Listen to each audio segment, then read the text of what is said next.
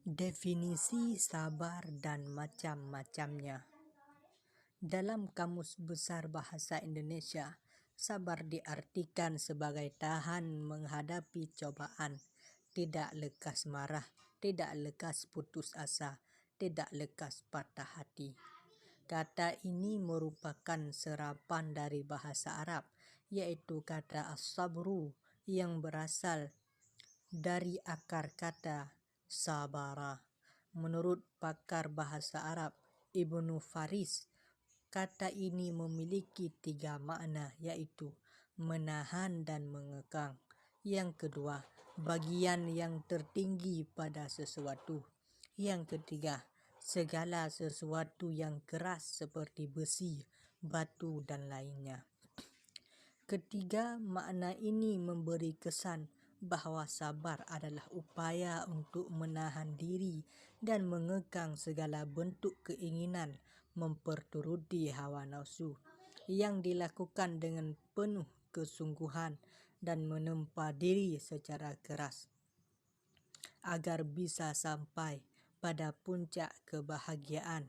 Sabar bukanlah sebuah kepasrahan dan ketundukan tanpa perlawanan dan kerja keras, tetapi sabar adalah usaha keras untuk mengatasi kesulitan dengan tetap tegar dan penuh keyakinan akan datangnya keberuntungan di kemudian hari.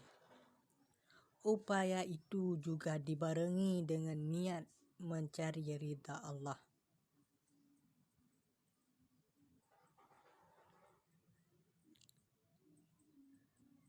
Allah berfirman, dan orang yang sabar karena mengharap keridhaan Tuhannya. Ar-Ra'd 22. Dengan demikian, sabar menurut Al-Quran adalah upaya menahan diri dari segala sesuatu yang tidak mengenakkan semata-mata karena mencari ridha Allah, bukan untuk mendapat pujian atau popularitas di mata manusia. Dalam surah Al-Mudaththir ayat 7, Allah juga menegaskan, "Walirabbika fasbir." Jadikanlah kesabaranmu hanya untuk Tuhanmu, bukan untuk selainnya. Kaum cendekia ulul albab yang dijanjikan akan mendapat tempat yang baik di akhirat kelak semata-mata bukan hanya karena kesabaran mereka, tetapi karena bersabar demi mencari ridha Allah. Allah berfirman, "Walladzina sabaru ibtigha'a wajhi rabbih wa aqamus salata wa anfaqu mimma razaqnahum sirran wa alaniyah wa yadra'una bil hasanatis sayyi'ah ulaika lahum uqbad dar." Dan orang yang sabar karena mengharap keridaan Tuhannya, melaksanakan salat dan menginfakkan sebahagian rezeki yang kami berikan kepada mereka secara sembunyi atau terang-terangan, serta menolak kejahatan dengan kebaikan, orang itulah yang mendapat tempat kesudahan yang baik. Ar-Ra'd 22.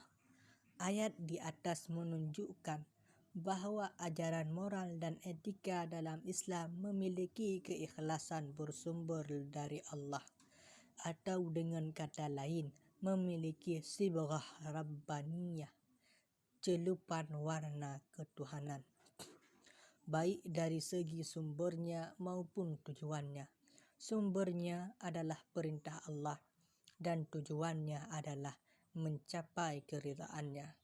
Menurut Al-Asfahani, sabar adalah upaya menahan diri berdasarkan tuntunan akal dan agama, atau menahan diri dari segala sesuatu yang harus ditahan menurut pertimbangan akal dan agama. Dengan demikian, sabar adalah kata yang memiliki makna umum. Namanya bisa beragam sesuai perbedaan objeknya. Jika menahan diri dalam keadaan musibah disebut sabar, kebalikannya adalah al-jaza'u, sedih dan keluh kesah, sebagaimana disebut dalam firman Allah Surah Ibrahim 21.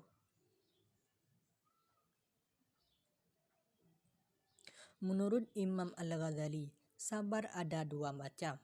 Pertama, bersifat badani fisik, seperti menanggung beban penderitaan secara fisik dan berusaha tegar menghadapinya. Bentuknya bisa berupa perbuatan, yaitu melakukan pekerjaan berat, baik berupa ibadah atau bukan, atau bisa berbentuk menanggung penderitaan, seperti sabar menahan pukulan yang menyakitkan, sakit kronis, dan luka parah. Bila sejalan dengan tuntunan agama, maka sabar dalam hal itu terpuji. Yang kedua adalah as-sabrun nafsi, menahan diri dari berbagai bentuk tabiat buruk yang menyenangkan dan tuntutan hawa nafsu. Bentuk kesabaran ini non-fisik, beraneka macam. Jika berbentuk sabar menahan diri dari syahwat perut dan kemaluan, disebut iffah. Jika sabar di dalam kondisi serba berkecukupan, disebut mengendalikan nafsu. Kebalikannya adalah kondisi yang disebut sombong, al-batr. Jika sabar di dalam peperangan dan pertempuran, disebut syaja'ah, berani. Kebalikannya adalah al-jubnu, pengecut. Jika sabar di dalam mengekang kemarahan, disebut lemah lembut, al-hilmu. Kebalikannya adalah tazamur, emosional. Jika sabar dalam menyimpan perkataan, disebut katum, penyimpan rahasia. Jika sabar dari kelebihan, disebut duhud. Kebalikannya adalah al-hirsu, serakah. Demikian kebanyakan akhlak terpuji yang merupakan tuntutan atau konsekuensi dari keimanan seseorang terhimpun dalam kata dan sifat sabar. Karena itu ketika suatu saat Rasulullah ditanya tentang iman, beliau menjawab, iman yang paling baik adalah sabar. Dengan redaksi sedikit berbeda, Hasan al-Asri, ulama generasi tabi'in, mengatakan, iman adalah sabar. Karena begitu banyaknya perilaku dan sifat baik yang terangkum dalam kata sabar, dan begitu tingginya nilai sabar, sehingga seakan-akan keimanan itu adalah kesabaran. Sama halnya ketika Nabi mengatakan haji adalah Arafah, sebab Arafah adalah puncak dan merupakan rukun dari pelaksanaan ibadah haji. Semua jenis sabar terangkum dalam firman Allah, was-sabirina fil ba'sa'i wad-dharra'i wa hinal ba's, ulaika alladziina sadaqu wa ulaika humul muttaqun. Dan orang-orang yang sabar dalam kemelaratan, penderitaan, dan pada masa peperangan, mereka itulah orang-orang yang benar, dan mereka itulah orang-orang yang bertakwa. Al-Baqarah 177. Penggalan ayat di atas menyebutkan 3 keadaan menuntut kesabaran, yaitu dalam keadaan ba'sa, ad-dharra, dan al-ba'su. Al-ba'sa adalah keadaan buruk dan sulit yang dihadapi seseorang, berupa kemiskinan dan lain-lain. Ad-dharra adalah kondisi menderita dan menghadapi bahaya, berasal dari kata ad-dur yang berarti bahaya. Sedangkan al-ba'su adalah penderitaan yang dialami saat peperangan dan pertempuran. Al-Quran tidak hanya menuntut orang beriman untuk sekadar sabar, tetapi lebih dari itu, harus menempuh satu tingkatan di atasnya, yaitu al-musabarah, Allah berfirman, Ya ayyuhalladzina amanu sabiru wa sabiru wa rabitu wattaqullaha la'allakum tuflihun. Wahai orang-orang yang beriman, bersabarlah kamu dan kuatkanlah kesabaranmu dan tetaplah bersiap siaga di perbatasan negerimu dan bertakwalah kepada Allah agar kamu beruntung. Al-Musabarah pada ayat di atas diterjemahkan dengan menguatkan kesabaran.